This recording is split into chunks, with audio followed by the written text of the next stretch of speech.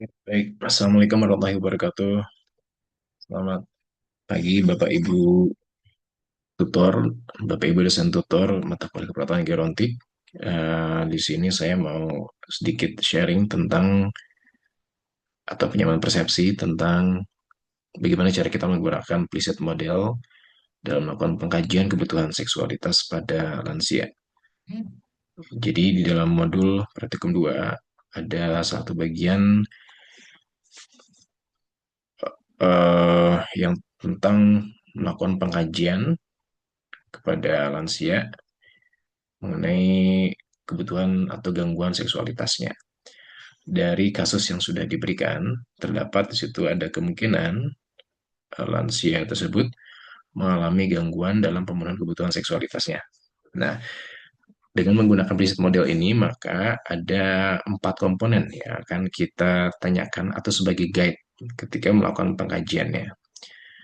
Preset model ini terdiri atas yang pertama P-nya atau P, kemudian LI, lalu SS dan IT atau IT.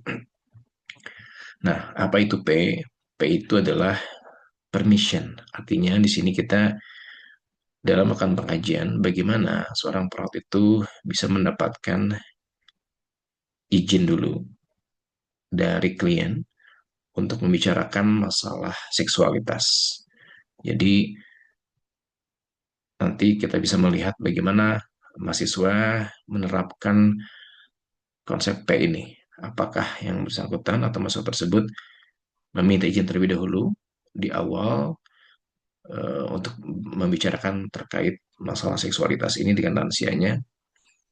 Yang kedua ada LI atau LI. Ini adalah limited information. LI yang maksud di sini adalah bagaimana nanti seorang mahasiswa atau perawat tadi ketika melakukan pengkajian bersifat focusing, artinya tidak berespon berlebihan terhadap jawaban dari klien. Jadi ketika klien menyampaikan mulai terbuka untuk membicarakan masalah seksualitas atau gangguan seksualitasnya, maka pastikan sebagai perawat kita tidak melakukan judgement ataupun uh, memberikan penilaian yang akan berdampak kepada ketidakpercayaan lagi klien untuk atau ketidak mau terbukaan klien untuk bicarakan masalah seksual ini kepada perawat. Gitu. Sehingga kita hanya berfokus kepada apa yang klien sampaikan.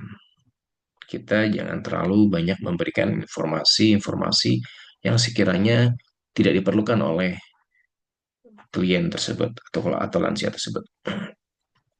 Ya, berikutnya adalah SS. SS ini adalah bagaimana seorang perawat ketika melakukan pengkajian seksualitas ini memberikan specific suggestion atau uh, saran yang memang spesifik terkait dengan masalah atau gangguan seksualitasnya.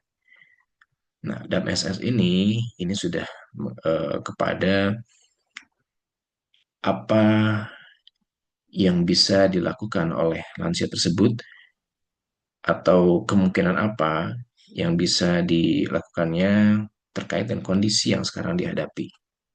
Sehingga tujuannya yaitu untuk dapat memenuhi kebutuhan seksualitas yang lagi dapat terpenuhi.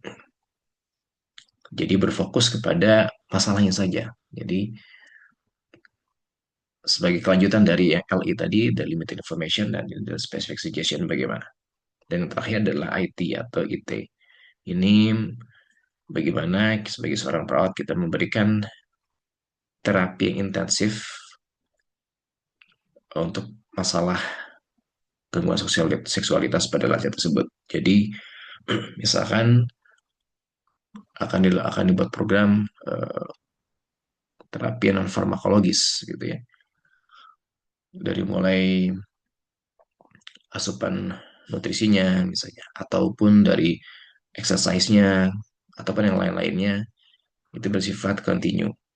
Artinya di sini terapi dilakukan, harus ada komitmen antara eh, pasien itu sendiri dengan atau klien itu sendiri dengan perawatnya untuk terus melakukan terapinya, atau bahkan ketika ada rujukan kepada misalnya medis untuk dilakukan pembedahan contohnya. Misalkan masalah seksualitasnya pada lansia tersebut adalah erectile dysfunction atau gangguan ejakulasi dini. Maka misalkan akan dirujuk untuk melakukan pembedahan, ya bisa kita lakukan sebagai bentuk kolaborasi intervensinya gitu. Jadi mungkin itu sekelumit ya tentang bagaimana kita mengimplementasikan implicit model dalam melakukan pengkajian kebutuhan seksualitas pada lansia.